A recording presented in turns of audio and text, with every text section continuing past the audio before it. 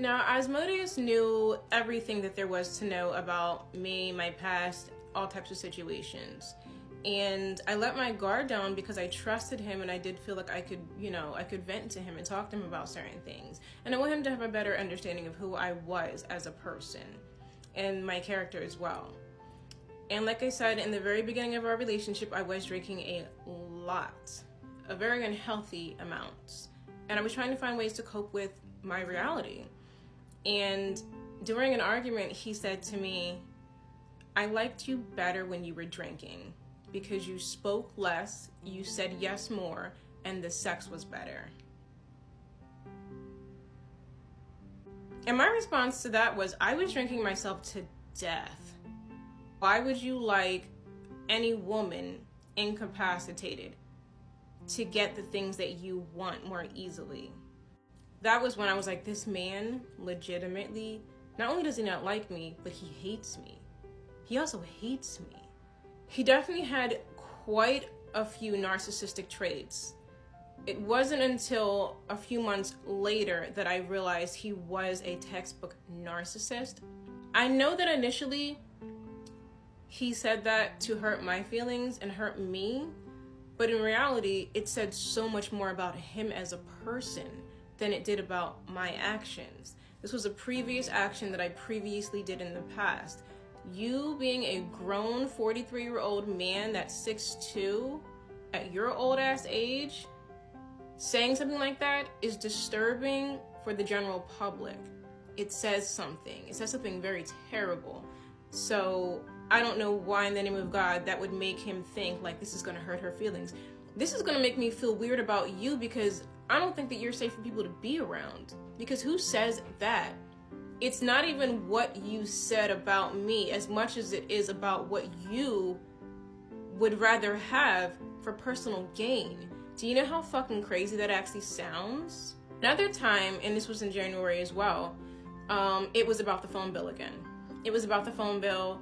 He had told me in the beginning of the month, because the bill was due on the 24th or the 25th of each month, and he had told me that he was getting his, he was getting something back from financial aid. He was getting like is it rebate check? He was getting some funds from financial aid, and that he would actually take care of the bill, the whole bill himself for the month of January. I was just like, say less. Well, he texted me and he said, hey, the bill is due the 24th. Don't forget the bill is due. And I said, I'm confused. So he calls me and he is screaming and hollering in the phone, yelling and cursing me out because he wanted me just to shut the fuck up and give him my money. That's all he wanted. And if he couldn't have it, he was just like, well, it's water under the bridge right now anyway, because I already fucking hate you. So why not just tell you how I really feel? So he was going and ranting and raving, and I'm sitting here at work like, at least I'm getting paid. At least I'm making money right now, since we're talking about money. At least like I'm making very decent money for my age and my career while listening to you rant and rave on the phone about a bill that has nothing to do with me because I just spent already $500 on a bill that's in your name, but whatever. And he had said, now I realize, now I understand why your exes treated you the way that they did. Now here's the thing. For you to be able to psychologically understand why a man would try and kill me, beat me physically for 2 years, stalk me, harass me, degrade me, belittle me, for you to understand any of those activities of my exes, steal from me, rob me, and I don't mean just like in like an emotional, spiritual sense, I mean in a literal sense. For you to be able to relate and understand why those men did that heinous shit to me is weird to me. It's a reflection of you and not me. Again, another opportunity or another moment where he really thought that he was hurting my feelings, but in hindsight and in reality, it raised red flags. If I tell you about my relationship when I was 18 to the age of 20, and I was literally getting beat on, I literally had a tooth knocked out of my mouth by my then boyfriend. I had to get a restraining order. For no good reason should you ever be able to ever sit here and say, now I understand why he treated you the way that he did. Why? That's like someone saying, I understand Jeffrey Dahmer. I understand Ted Bundy. What part about it are you understanding, and why? And I know from the outside looking in, women are gonna be like, oh my God, he said that? He said that as a jab at you? Yeah, but trust me, I didn't feel anything as much as I'm concerned about who he actually is as a person and as a man. That was really, really disturbing to hear him say that. Ultimately, I think he ended up paying the bill. No, he didn't. No, he didn't. No, he didn't. Ultimately, I still ended up paying the bill because because it turned into, I'm dropping off your key at your house. I don't want to ever hear from you again, all over a fucking phone bill.